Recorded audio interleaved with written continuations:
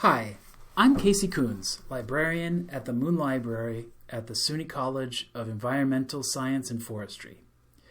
In this video, I'm going to show you how you can use free streaming software to create screencast videos that you can share with others online. In this video, I'm going to go over several aspects of Streamlabs OBS, which is a powerful free live streaming software that can also be used to create screencast videos and vlogs. Streamlabs gives you a lot of control over what and how you record, but it can be a little overwhelming. I have other tutorials in this LibGuide that share some more straightforward ways you can make a Streamlab as well. This video is a little long, as I'm going to go over where you can find Streamlabs, how to install it, how to configure it, and how to use it in a variety of ways. There are timestamps in the video, so you're free to skip to whichever section best serves your needs. The software we're going to use is called Streamlabs OBS. We can get it at streamlabs.com. It is available for both Windows and Macintosh computers, as well as iOS and Android devices. Once you download it, installation should be normal for your operating system.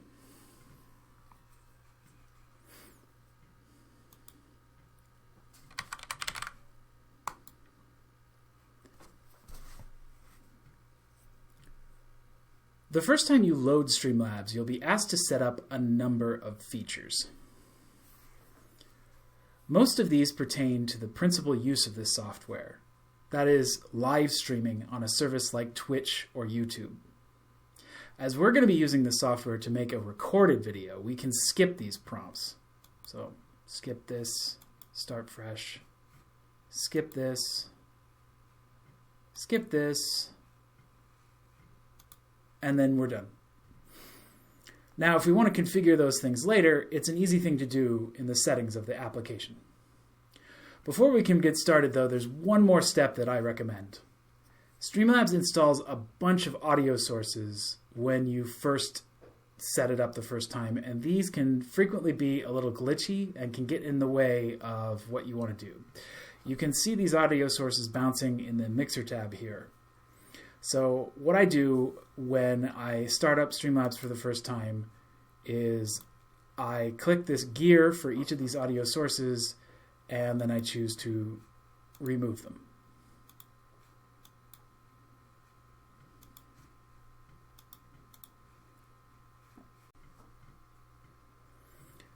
Now that our scene is completely empty, let's go over what all these panels are about. On the top, we have our editor. This shows everything that's in our scene, which currently is nothing because we have no sources. But once we define some sources, we'll be able to arrange and size them in the scene. Down here, we have the mini feed, which isn't really important to us because we're here to record. So I'm going to go ahead and do something with the layout editor here to give us some more space. So I'm going to choose this layout, and I'm going to get rid of the mini feed so that we have the editor, the scene selector, the source selector, and the audio mixer. Now, you don't have to do this if you don't want to, but since I'm not going to use the mini feed, I figure why have it there wasting space? So down on the bottom below the editor, we have the scene panel, the sources panel, and the mixer. The scene panel allows us to define multiple different scenes. So we can define multiple scenes with a variety of sources, and this is one of the powerful aspects about Streamlabs because we can freely move between these scenes while we're recording or streaming. The Sources tab is where we define our sources. These are the video, image, and audio sources that are going to be combined together to the scene that we're going to record. And we've already used the mixer. The mixer is where all of our audio sources will show up and allow us to adjust their levels so that if we have multiple audio sources, they are mixed properly, such as if you have some music going and you need it to be properly mixed so that you aren't drowning out your narration.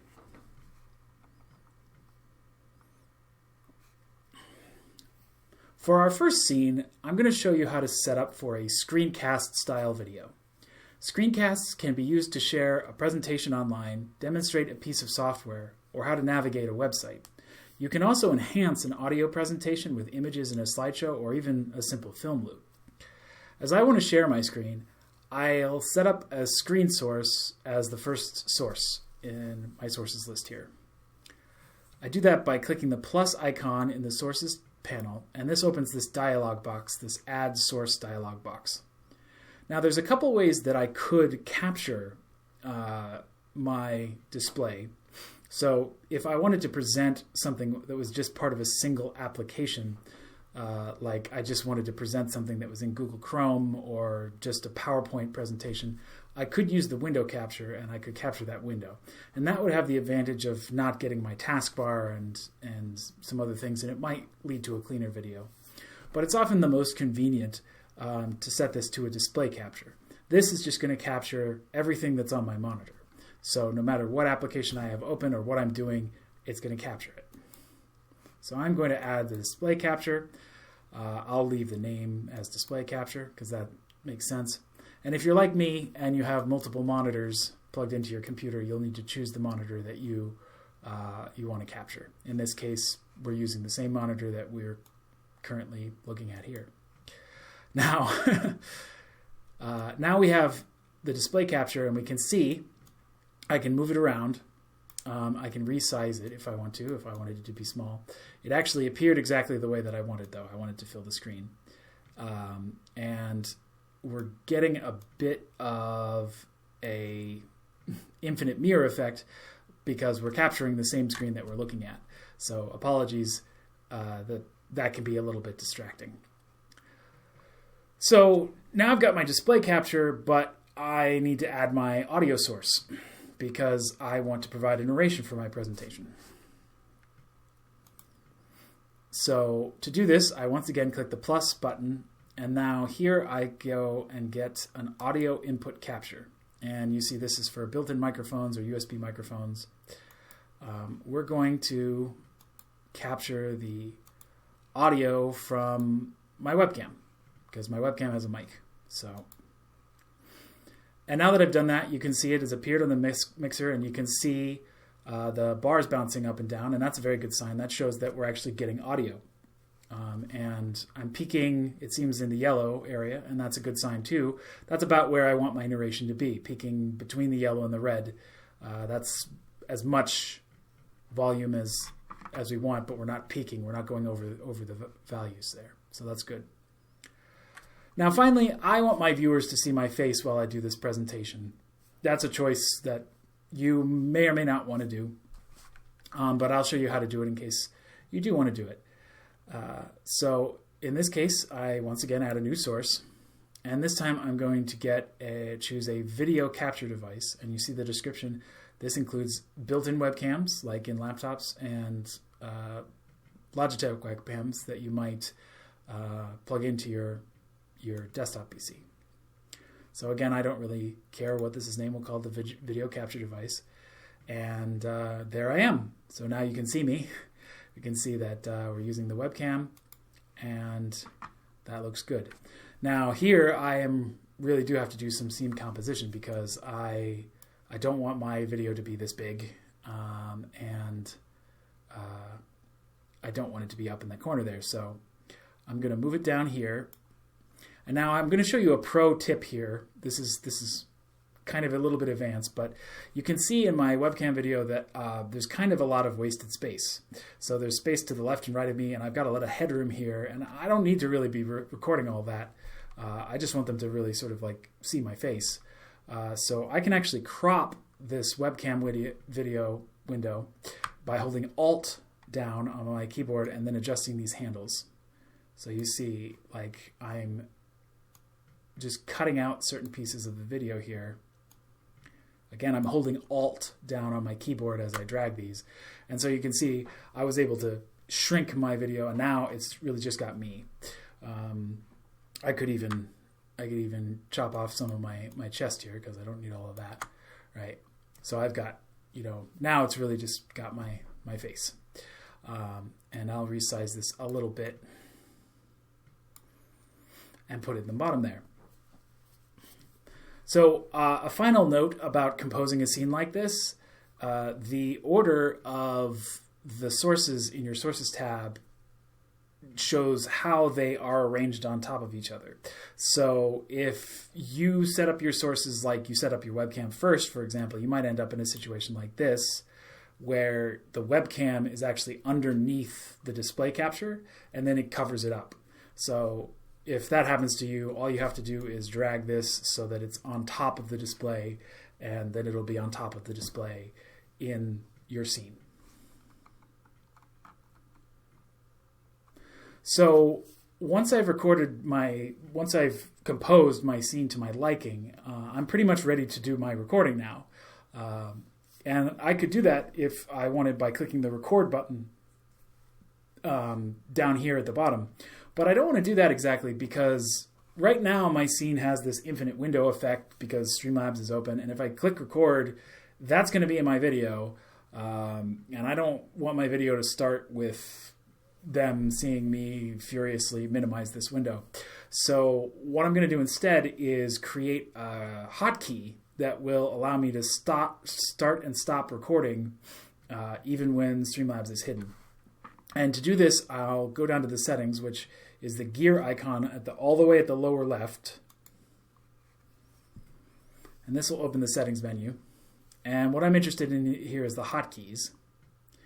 So you can see you can create a hotkey for almost virtually anything in Streamlabs, but I'm interested in starting and stopping recording. So I'm going to set Control F2 to do both things. Right? So if I hold Control and hit F2 on my keyboard, it should start and stop recording. So now that I've set up that shortcut, I can minimize Streamlabs. So Streamlabs is still open, but I've minimized it. And I can set up my scene here so that, like, to what it is that I actually want to record. And then when I'm ready, I do Control F2 and I start recording.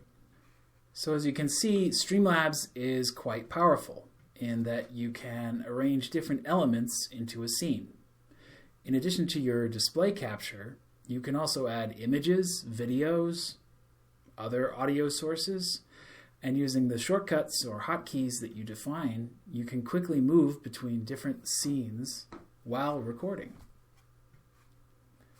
So I'm going to stop Streamlabs from recording by using the shortcut that I defined, which is Control F2. And now I'll open up Streamlabs to make sure that it's indeed stopped recording, and it has. We don't seem to be recording anymore. And so now I'm going to go to my videos folder where Streamlabs saved my video. And we can see here it automatically dates and timestamps the video. So this was the time that I started the video. And we can open this up to make sure that everything is to our liking.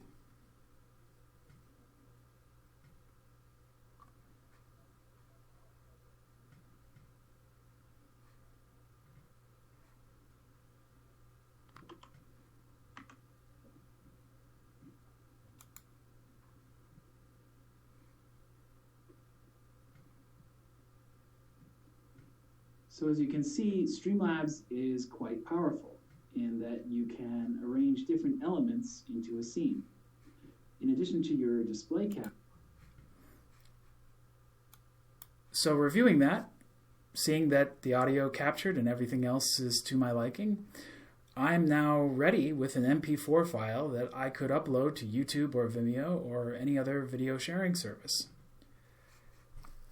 And that covers just about everything you need to know in order to use Streamlabs to create a video.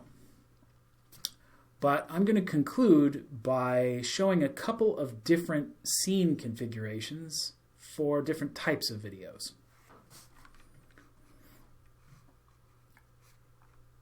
So for the first scene, I'm going to compose a scene for a sort of talking head style vlog.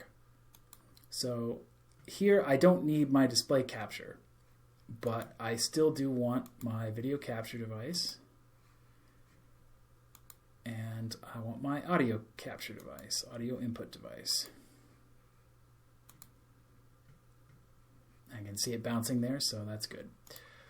So I could compose it like this, and I will. What I'll do is I'll fill the screen. So now I've composed a scene that is perfect for a talking head style vlog, where I can look directly into the camera and I can give my narration, gesticulate wildly, and show my enthusiasm for my topic. And in this case, I don't have to worry about hiding Streamlabs, so I could just hit the record button at the bottom there, record it, and hit that same button to stop the recording. So another kind of way that we could compose this scene, I'm going to go ahead and duplicate it here, and I'm going to call it vlog background. I have the caps lock key on. So maybe I don't want to have my head compose the entire video. So instead, I'm going to do that Alt trick again, and I'm going to chop off these bits of my webcam that I don't really need. Right? And I might even shrink myself a little and put myself here roughly in the middle of the scene. And now I'm going to put a background, and in this case I'm going to add a image, which is the first kind of source. Just call it an image. So you can use any sort of image type between like JPEG and PNG, all the different image types. I'm going to use this image of bookshelves.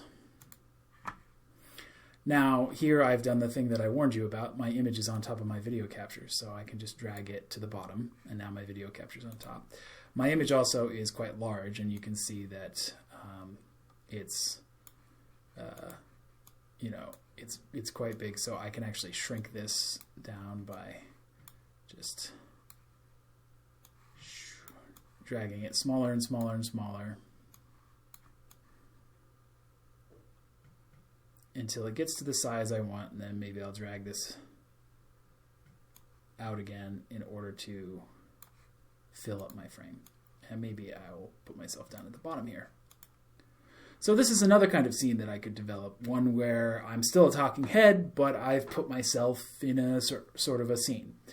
And Streamlabs does support Chroma Key. So if you have a green screen or a green wall or any sort of solid colored wall that's a striking color like green or blue, I could cut myself out so that the background in this webcam disappears, and then I could put myself into another scene. But that's pretty advanced. The last scene that I want to show you is a kind of a podcast setup. So I mentioned earlier in the video that you can add something to a podcast, an audio podcast, by just having a looping video. And this gives you the ability to take your podcast and put it on video sharing sites, which helps to get it to more people. So in this case, I still do need to get that audio input capture because I'm going to be doing a narration, but I don't need a video capture because I don't want to share my face in this sense. Instead, I'm going to go here and choose a media source. So this is where you can add a video or a sound clip to a scene.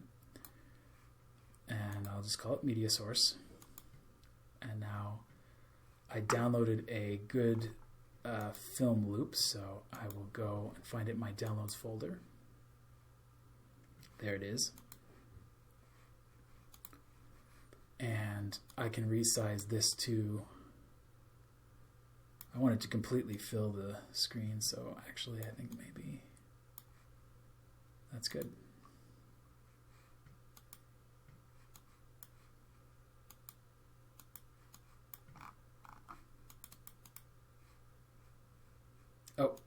you want to make sure to set your looping video to loop.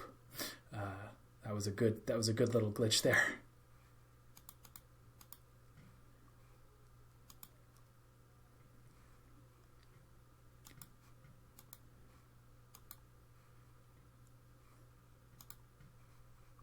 So there. So now this film loop that I have here will just continue looping continuously, and I could record my narration over this, and then I would have a sort of animated version of my podcast that I could post to video sharing sites. Streamlabs is a powerful free program that can be used to make a variety of videos using your personal computer. I've also made tutorials on other ways you can make screencasts and podcasts that are also included in this LibGuide. So if Streamlabs seems like a little bit more than you need, some of those solutions might prove a little easier. My name is Casey Coons. I'm a librarian at Moon Library at the SUNY College of Environmental Science and Forestry. Feel free to share this video with anyone who might benefit from it, and thanks for watching.